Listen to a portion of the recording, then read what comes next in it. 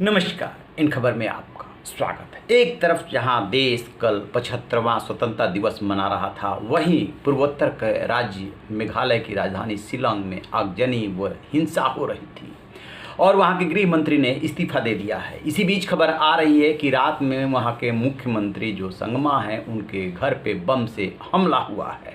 आखिरकार अचानक मेघालय में उथल पुथल क्यों मची? किस नेता को गोली लगने के बाद ये सब कुछ हुआ? कैसे आईडी सिलसिलेवार विस्फोट किए जा रहे थे? इस पे सुनिए एक रिपोर्ट। मेघालय के सीएम कोनराड के संगमा के घर पे रविवार रात अज्ञात बदमाशों ने पेट्रोल बम फेंक दिया।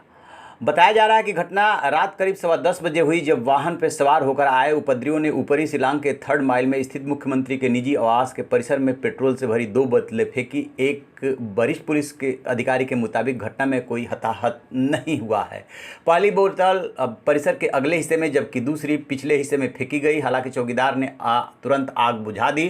स्वतंत्रता दिवस पर राज्य की राजधानी और आसपास के इलाकों में तोड़फोड़ और आगजनी के बाद राज्य सरकार ने शिलांग में कर्फ्यू लगा दिया है और कम से कम 4 जिलों में मोबाइल इंटरनेट सेवाओं पर पाबंदी लगा दी है। 17 अगस्त तक ये सब कुछ किया गया है। इस बीच मेघालय के गृह मंत्री लखमेन रिबुई ने शिलांग में एक पूर्व उग्रवादी के पुलिस की ओर से गोली मारने के मामले में हुई हिंसा के बीच इस्तीफा दे दिया है। रिबुई ने मुख्यमंत्री से आत्मसमर्पण करने वाले प्रतिबंधित हाईनीव ट्रेप नेशनल लिबरेशन काउंसिल के स्वयंभू महासचिव चेरिस्टर फील्ड थांगथ्यू को गोली मारने के मामले की न्यायिक जांच कराने का भी आग्रह किया है। थांगथ्यू की 13 अगस्त को गोली मारकर हत्या कर दी गई थी, जब वो राज्य में सिलसिलेवार आईईडी धमाकों के संबंध में अपने घर पर छापेमारी के दौरान पुलिस टीम पर कथित रूप से चाकू से हमला करने की कोशिश कर रहा था। इसी के बाद से वहां पे हिंसा भड़क उठी है। वहीं मुख्यमंत्री ने कहा है कि पिछले कुछ हफ्तों में शिलांग समेत कई जगहों पे आईडी बम लगाए गए। शिलांग में हुई एक घटना के दौरान कुछ घायल हुए।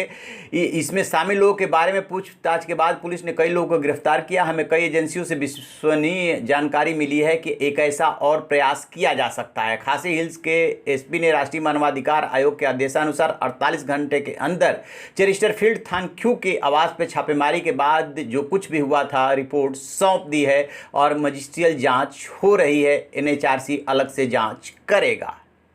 तो जैसा कि आपने सुना, वहां पे लगातार विद्रोही गतिविधियां चल रही थी, आईडी विस्फोट किया जा रहा था। उसी सिलसिले में पुलिस ने जो है कुछ लोगों की गिरफ्तारी की। इसी गिरफ्तारी के दौरान एक घटना हो गई, विद्रोही नेता की मौत हो गई। उसके बाद मेघालय जल उठा। अब नतीजा ये हुआ है कि वहाँ पे शिलांग में 17 अगस्त तक कर्फ्यू लगाना पड़ा है और स्थिति संभालने के लिए जद्दोजहद पुलिस प्रशासन कर रहा। और इसी बीच गृह मंत्री ने इस्तीफा दे दिया कि ऐसा नहीं होना चाहिए था। तो ये शांति बहाल करने की कोशिश की जा रही है, लेकिन बहुत बड़ी बात है कि मुख्यमंत्री के घर पे बम से हमला हुआ। तो आप रहिए ना बेखबर, देखते रहिए इन खबर। Thank you.